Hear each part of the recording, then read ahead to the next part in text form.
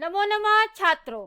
आज विद्यालय से मैं निधि श्रीवास्तव एक बार फिर से संस्कृत की इस कक्षा में यूपी बोर्ड के कक्षा 10वीं के छात्रों का स्वागत करती हूँ। छात्रों, पूर्व की कक्षा में हमने जाना कि संस्कृत साहित्य जो है वो विश्व की प्राचीनतम भाषा है और यह भारत में बोली जाने वाली आर्य भाषाओं की जननी है और इसका जो साहित्य है वो सर्वाधिक संपन्न साहित्य है और इसमें लिखने वाले लेखक और कवि सबके सब बहुत ही प्राचीन और बहुत ही प्रसिद्ध हैं। छात्रों, इसके माध्यम संस्कृत भाषा के माध्यम से प्राचीन ग्रंथ भी सारे लिखे गए हैं, जिसमें कि ऋग, यजुः, सामवेद, अथर्ववेद, रामायण, महाभारत आदि सभी ग्रंथ उसमें लिखे गए हैं। तो छात्रों, अब आज के इस विषय में, आज के इस अंश में क्या बताया जा रहा है उसको जानने के लिए आइए हम लोग देखते हैं क्लास 10 संस्कृत सप्तमा पाठा संस्कृत भाषा या गौरवम का तृतीय भागा।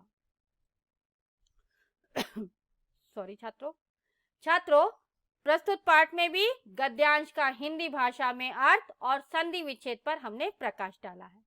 छात्रों, यहाँ पर यह गद्यांश संस्कृत व्याकरण से लेकर प्रयोगो अस्ति तक है, तो आइए ध्यान से सुनिए छात्रों, बहुत कठिन है।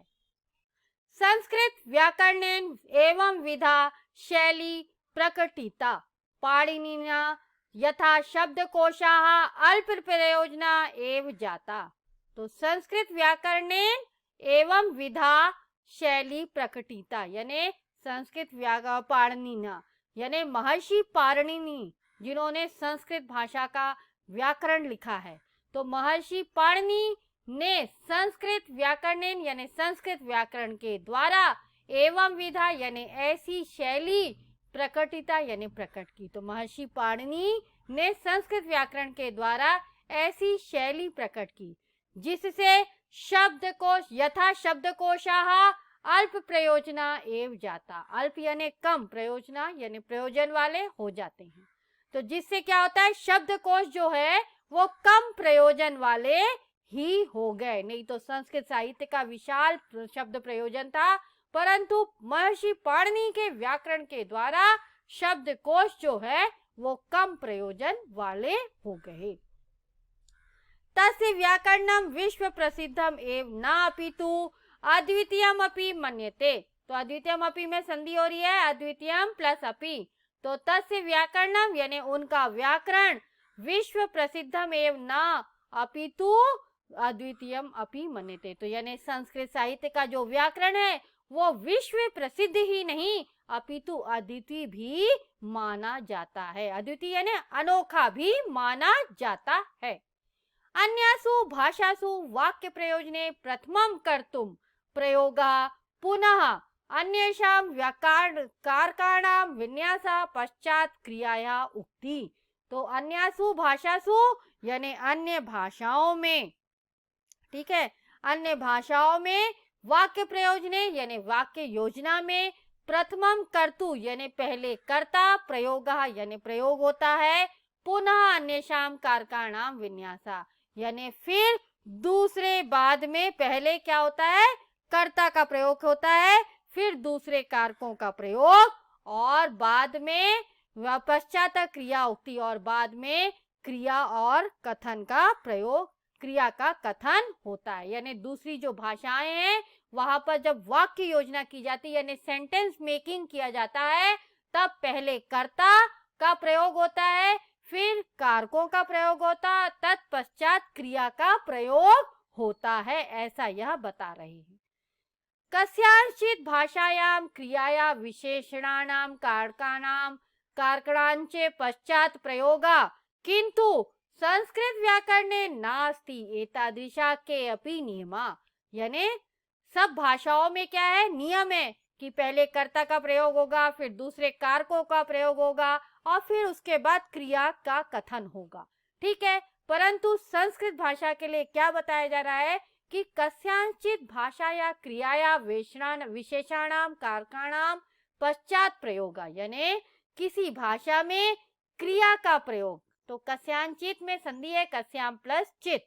तो किसी भाषा में क्रियाया विशेषणानाम यानी क्रिया का प्रयोग विशेषणों और कारकाणांच, कारकाणांच में भी संधि हो रही है, कारकाणाम प्लस चा, यानी क्रिया का प्रयोग जो होता है वो विशेषणों और कारकों के बाद होता है, पश्चात प्रयोगा यानी बाद होता है।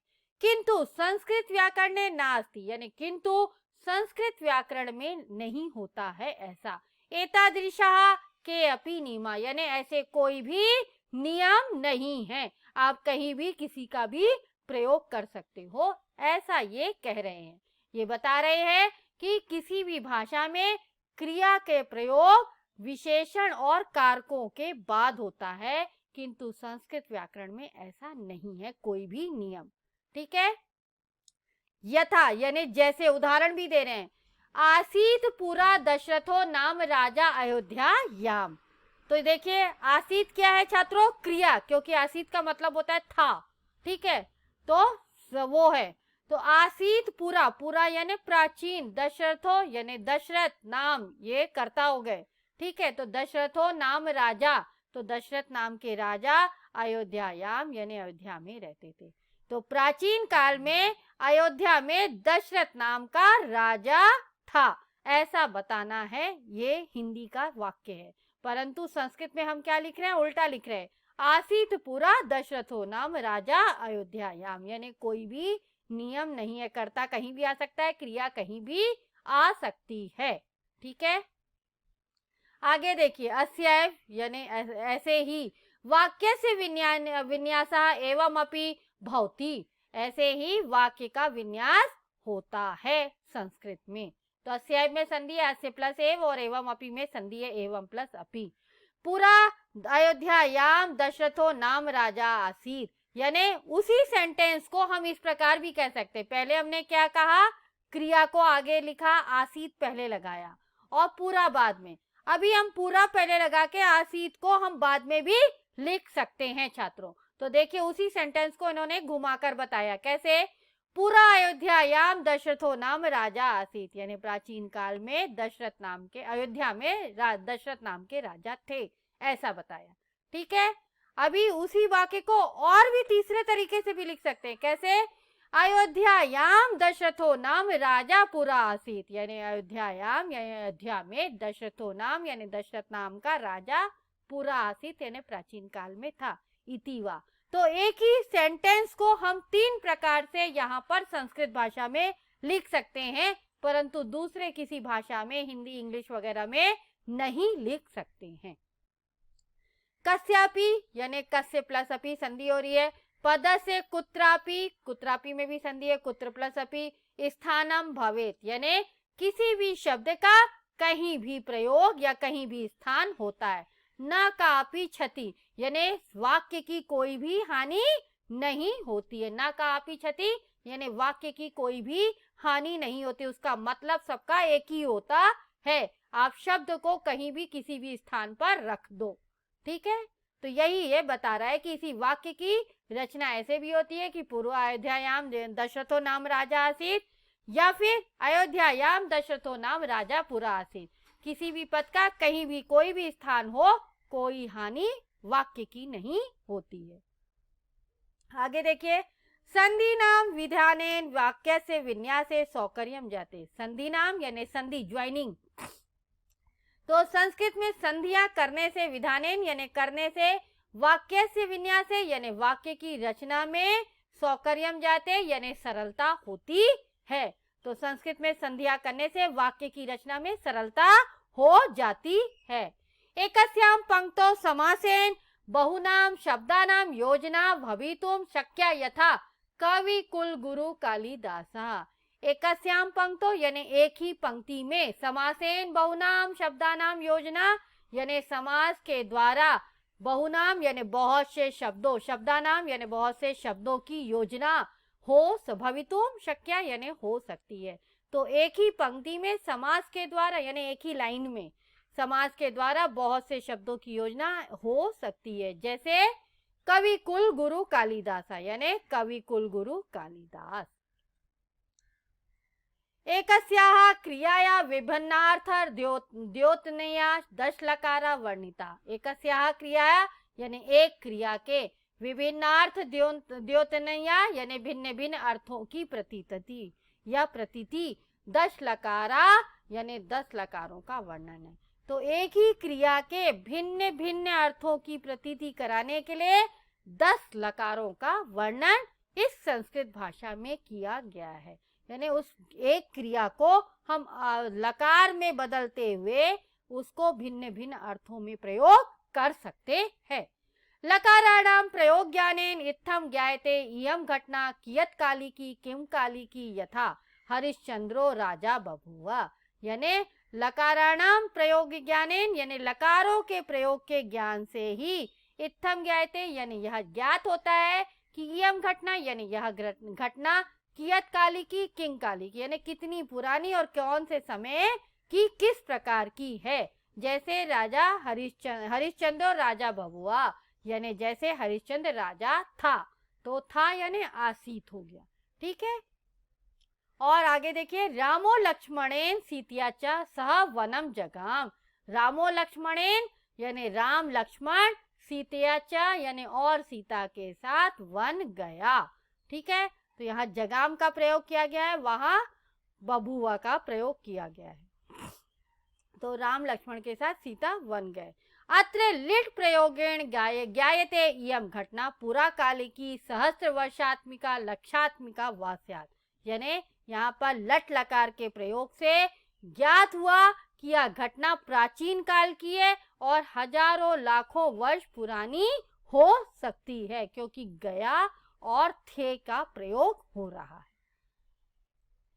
आगे देखिए छात्रों, गंतास्मि वाराणसीम कथने न ज्ञायते श्वः गंतास्मि सामान्य भविष्यत् काले लिट प्रयोगो भवति एवं भूतकाले अपि अद्यतनस्य अनद्यतनस्य च भूतकालस्य कृते पृथक पृथक लकारस्य प्रयोगो अस्ति।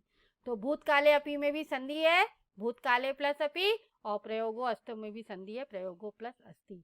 तो गंतास्मि वाराणसीम यानी गंतास्मि वाराणसीम यानी मैं वाराणसी जाऊंगा। कथने न ज्ञायते यानी इस वाक्य के कहने से ही ज्ञात होता है, जायते जाता हो जाता है। श्वः गंतास्मि यानी वह कल जाएगा। सामान्य भविष्यत् काले लिट प्रयोगो भवति यानी यहाँ पर सामान्य भविष्यत् काल का लिट लकार प्रयोग हो रहा है। एवं भूतकाले अपि अद्यतनस्य अनद्यतनस्य भूतकालस्य कृते पृथक पृथक लकारस्य प्रयोगो अस्ति। तो ये बता रहे हैं कि इस प्रकार वाक्य के कहने से ही ज्ञात हो जाता है कि वह कल जाऊंगा, क्योंकि सामान्य भविष्यत् काल में लिट लकार का प्रयोग होता है। इसी प्रकार भूतकाल में भी आज और आज से भिन्न भूत के लिए अलग अलग लकारों का प्रयोग होता है। तो छात्रों, इसी के साथ यह अंश यहाँ पर समाप्त होता है। आज के इस अंश में आपने जाना कि संस्कृत के वाक्य का प्रयोग करने के लिए हमको कोई नियम वगैरह नहीं है। हम कर्ता का प्रयोग कहीं भी कर सकते हैं, क्रिया का प्रयोग हम कहीं भी कर सकते हैं, वाक्य की हानि नहीं होती है। परंतु दूसरी भाषा में अगर कर्ता की जगह में क्रिया और क्रिया की जगह में कर्ता का प्रयोग करेंगे तो वाक्य को क्षति पहुंचती है, हानि होती है। और हम लकारों का प्रयोग भी भिन्न भिन्न अर्थों के लिए करते हैं। तो छात्रों, इसी के साथ यह अंश यहाँ पर समाप्त होता है। आज के इस अंश में अगर आपको कोई भी डाउट है तो आप आश विद्यालय के ऐप्स को लाइक करके क्वेरी में जाकर अपना डाउट पूछ सकते हैं। मैं आपका जवाब जल्द से जल्द दूंगी। तब तक के लिए धन्यवाद छात्रों। नमो नमः।